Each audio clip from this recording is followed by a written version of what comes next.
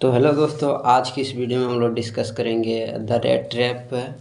और इसका first part मैंने अपलोड किया है। अगर आप नहीं देखे हैं तो आपको डिस्क्रिप्शन बॉक्स में लिंक मिल जाएगा, पहले जा कर के आप वो देखिए, उसके बाद ये देखिए तो अच्छा रहेगा। द रेट ट्रैप जो है वो सेल्मा लेजरलॉफ ने लिखी हैं। तो चलिए हम इसको आगे चलते हैं। तो उस आवारा व्यक्ति ने भी कुछ नहीं कहा। वह वहाँ बात करने नहीं बल्कि केवल कुछ गर्मी और नींद के लिए आया था। यानी जब वो रेट थी, जो चूहेदानी बेचने वाला जो व्यक्ति था, वो जंगल में खो गया था, ठीक है। और जब जंगल में वो खो गया था, वो कहीं भी जाता, निकलने का प्रयास करता, तो ना ही उसको कोई रास्ता दिखता। जहाँ भी जिस रास्ते से जाता फिर आकर के वो वहीं पर फंस जाता। तब उसके दिमाग में जो आती है कि ये जो दुनिया भी है वो भी एक चूहेदानी ही है, जो प्रत्येक व्यक्ति को फंसना ही फंसना है। तो उसको भी उस दिन फंसना था, ठीक है। वो भी एक दिन चूहेदानी के जाल में फंस गया। हम लोग भी एक दिन चूहेदानी के जाल में फंसेंगे। यानी जो पूरी दुनिया जो है वो एक चूहेदानी है, हर व्यक्ति को उसमें फंसना ही है। तो उन दिनों रेशमो आयरन मिल का मालिक एक महत्वपूर्ण लोहे वाला था, प्रसिद्ध था, फेमस था, जिसकी सबसे बड़ी महत्वाकांक्षी यही थी कि वह बाज़ार में अच्छा लोहा बेचे। वह रात और दिन दोनों वक्त निगरानी रखता कि काम जितना हो सके अच्छे ढंग से हो, और बिल्कुल इस ही क्षण वह अपने रात्रि निरीक्षण के दौरान भट्टी पर आए, मतलब वो देखभाल करे कि वो काम कैसा चल रहा है। था कि सबसे पहले उसकी नज़र उस लंबे चिथड़े पहने बदनाम आदमी पर पड़ गई। यानी जो वो व्यक्ति था, ठीक है, चूहेदानी बेचने वाला, उस पर नज़र पड़ गई। बड़ी सावधानी से भट्टी से के इतना करीब आ गया था कि उससे के गीले चिथड़े से भाप निकल रही थी। लोहे वाले ने उस लोहारों का अनुकरण नहीं किया जिन्होंने मुश्किल से अजनबी की ओर देखने की कृपा की थी। वह उसके नज़दीक तक गया, उसकी ओर बड़े ध्यान से देखा। तब उसके चेहरे का ज़्यादा अच्छी तरह देखने के लिए उसने अपनी नरम टोपी उतार दी। अब किंतु निश्चय ही तुम हो निल्स। ओह, वह बोला, तुम कैसे लग रहे हो? चूहेदान वाला व्यक्ति ने रेशमों के लोहे वाले को पहने कभी नहीं देखा था, और यह भी नहीं जानता था कि उसका नाम क्या था।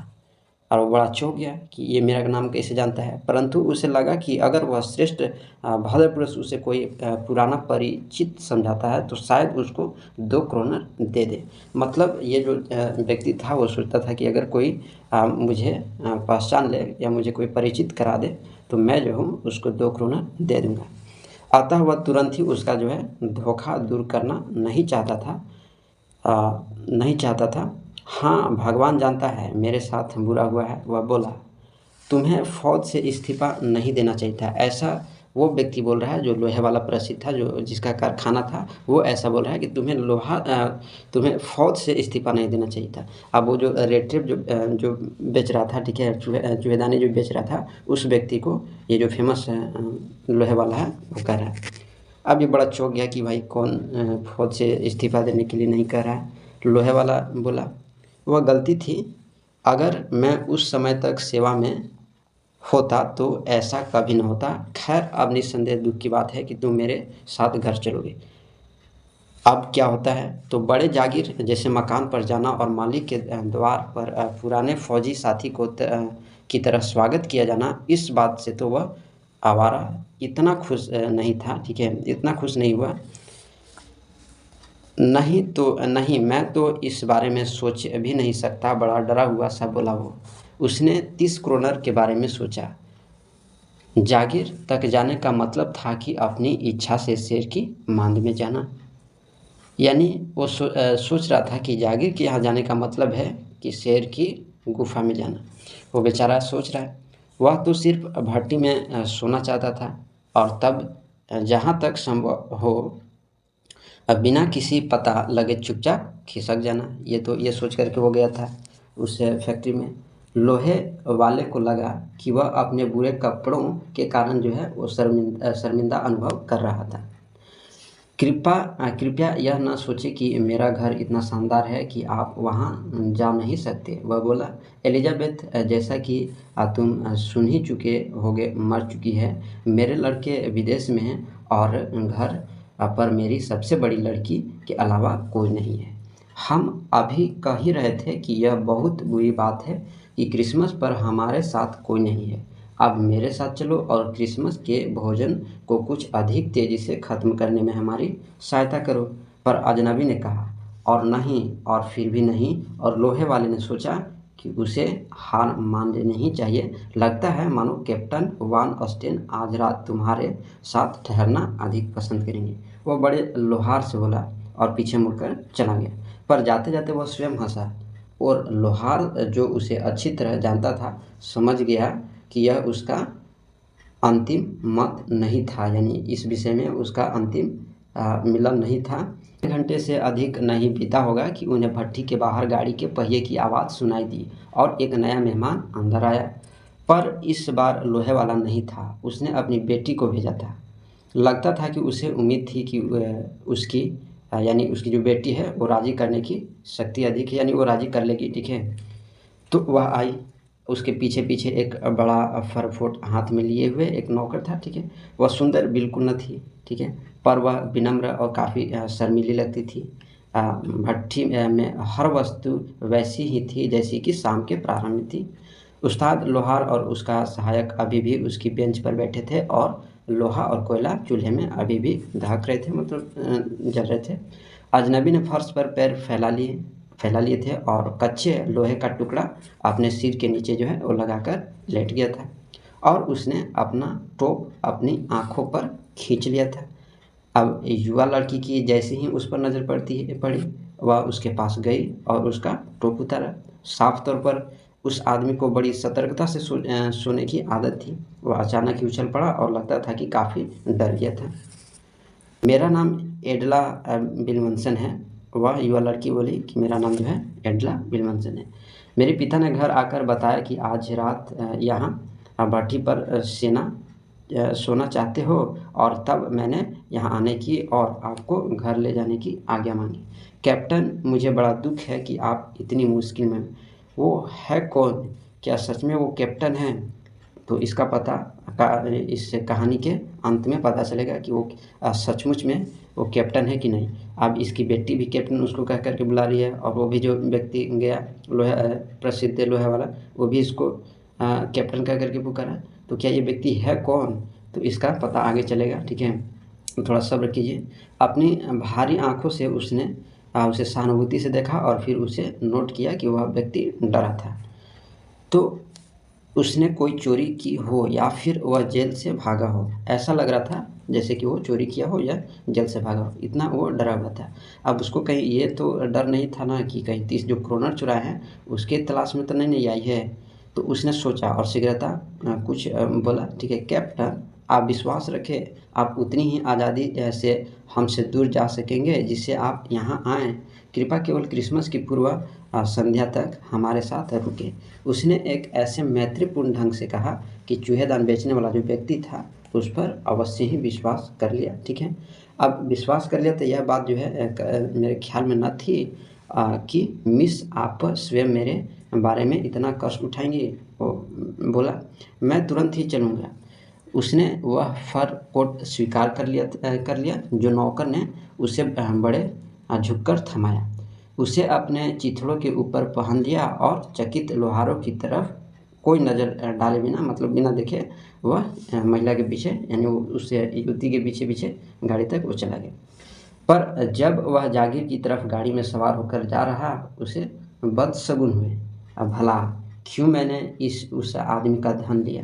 अब बड़ा वो सोच में पड़ गया, उसको बड़ा दुख होने लगा कि मैंने जो ये 30 क्रोनर चुराया है, मैंने चुराया ही क्यों था, लिया क्यों था। उसने ऐसा उसके दिमाग में जो है विचार आने लगा। अब मैं एक जाल के अंदर बैठा हूँ और कभी इसके बाहर नहीं निकल सकूँगा। अगला दिन क्रिसमस की पूर्व संध्या थी और जब नाश्ते के लिए लोहे वाला डाइनिंग रूम में आया, वह शायद बड़े संतोष से अपने पुराने फौजी साथी के बारे में सोच रहा था। उसे इतने अप्रत्याशित ढंग से मिल गया था, ठीक है। सबसे पहले तो हमें यह देखना होगा कि उसकी हड्डियों पर थोड़ा मांस चढ़ जाए, क्योंकि वो अब चूहादानी बेचते-बेचते, ठीक है, बेचारा वो सूख पा गया था, ठीक है। तो वह अपनी पुत्री से बोला जो मेज़ पर बैठी, ठीक है, और फिर हमें यह देखना होगा कि उसे कुछ काम मिल जाए, बजाय इसके कि चूहेदान बेचता हुआ वह सारे इलाके में चक्कर काटे। यह अजीब बात कि उसकी स्थितियाँ इतनी गिर गई। उसकी पुत्री बोली, ठीक है, पिछली रात मुझे नहीं लगा कि उसमें कोई भी ऐसी चीज़ थी जिससे पता लगे कि वह कभी शिक्षित व्यक्ति रहा है। मतलब वो सोच रही है उसकी बेटी कि ये जो व्यक्ति जो लग रहा है नहीं लग रहा है चाल ढाल से कि ये जो व्यक्ति है वो शिक्षित भी है, ठीक है। मतलब उसके मन में थोड़ा-थोड़ा भी शक संदेश हो रहा है, ठीक है। पुत्री, तुम्हें धैर्य रखना चाहिए, उनके पिताजी ने कहा। जैसा ही साफ-सुथरा और ढंग के कपड़े पहनेगा, तुम्हें कुछ अलग ही दिखाई देगा। पिछली रात वह स्वाभाविक था कि वह शर्मिंदा था। आवारा कपड़ों के साथ ही उसके आवारा तौर-तरीके भी चले जाएँगे। जैसे ही उसने यह कहा कि दरवाज़ा खुला और अजनबी अंदर आया। हाँ, जब वह वाक़ई साफ-सुथरा था और अच्छे कपड़े पहना था, नौकर ने उसे नहलाया था, उसे बाल काटे और दाढ़ी बनाई थी। इसके अतिरिक्त वह लोहे वाले का सुंदर सूट पहने थे, ठीक है। वह एक सफ़ेद कमीज़ और कलर लगाकर, मतलब पूरे बन-ठन करके, जूते पहन कर के वो तैयार हो गया, ठीक है। अब लेकिन उसने मेहमान को अब इतनी अच्छी तरह संवारा गया था कि लोहे वाला खुश नज़र नहीं आया।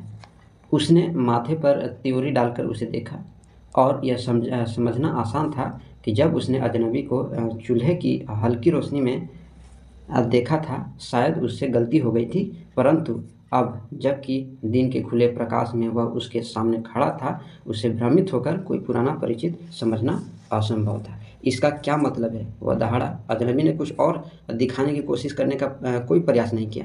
उसने तुरंत ही भाप लिया कि शानो-शौकत का अंत आ गया था।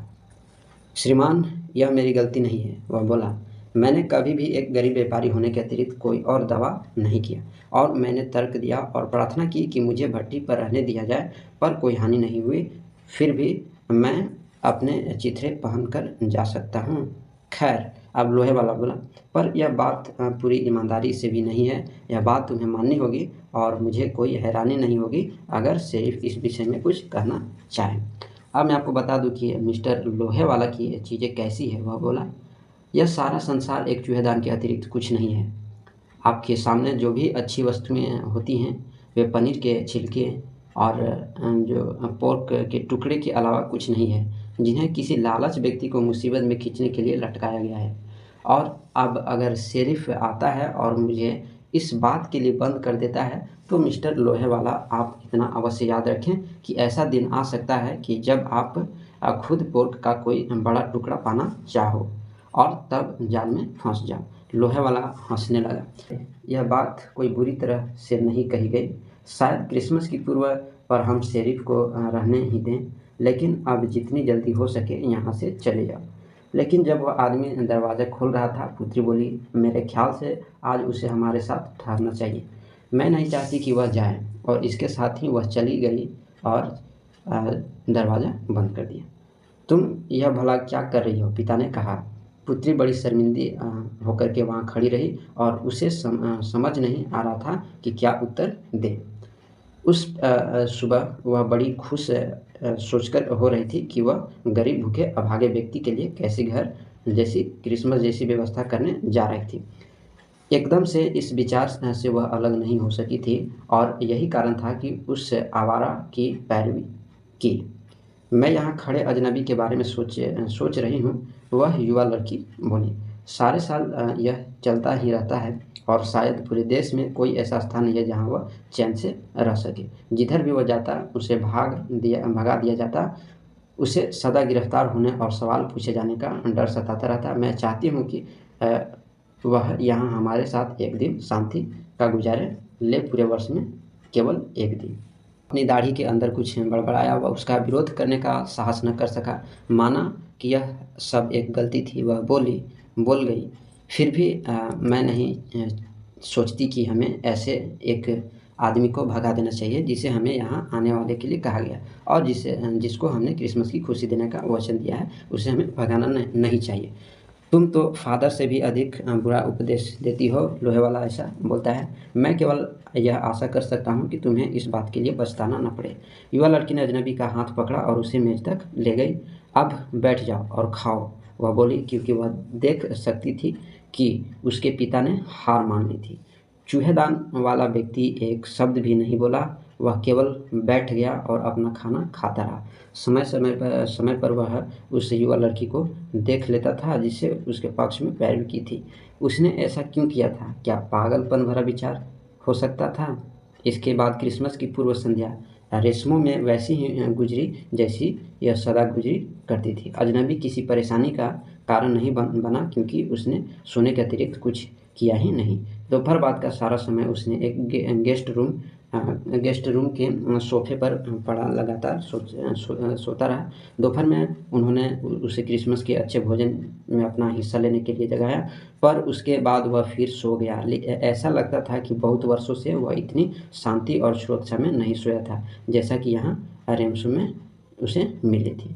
शाम को जब क्रिसमस ट्री की रोशनी में सजाया गया, तब उसे फिर जगाया गया और वह कुछ देर तक पलकें झपकता हुआ ड्राइंग रूम में ऐसे खड़ा रहा मानो मोमबत्ती की रोशनी उसे चुभ रही थी।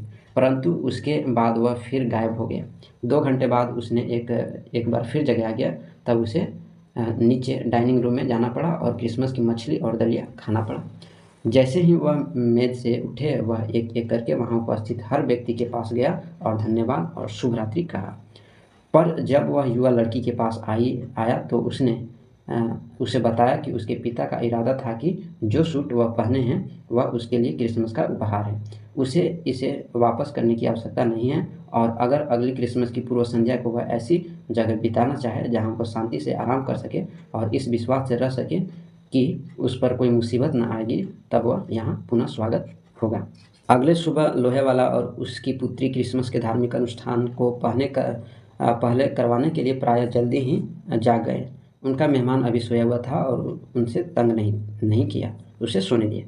जब लगभग 10 बजे वे गाड़ी में बैठकर चर्च से वापस आ रहे थे, तब युवा लड़की ने सामान की अपेक्षा और अधिक उदासी से अपना चेहरा रखा था। चर्च में उसे पता लगा कि लोहे के कारखाने के पुराने मजदूरों में से एक के यहाँ एक ऐसे आदमी ने चोरी कर ली थी जो घूम कर चूहेदानी बेचा करता था। हाँ, वही बढ़िया व्यक्ति था जिससे तुमने घर में घुसा लिया है। उसका पिता ऐसे बोलते हैं कि जिस व्यक्ति को जो हम लोग पनाह दिए रहने के लिए, वही व्यक्ति जो है चोरी किया है। मुझे नहीं पता कि इस समय तक कितनी चांदी की चमचे अलमारी में बची होगी। अब ये लोग चर्च से वापस लौट रहे हैं, तो जैसे ही उनको पता चला कि एक चूहेदानी बेचने वाला व्यक्ति जो है वो चोरी किया है, तो इनके पिता सोचे कि अब तो शुक्र मना सकते हैं कि अलमारी में कितनी चांदी की चमचे बचेगी। मतलब उनको शक हुआ कि अब तो चोरी होना ही होना है।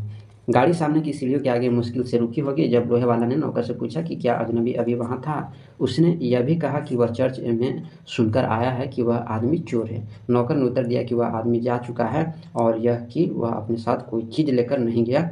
इसके विपरीत वह अपने पीछे एक छोटा सा पैकेट छोड़ गया जिसे मिस विलियमसन कृपया एक क्रिसमस की भेंट समझ स्वीकार करें।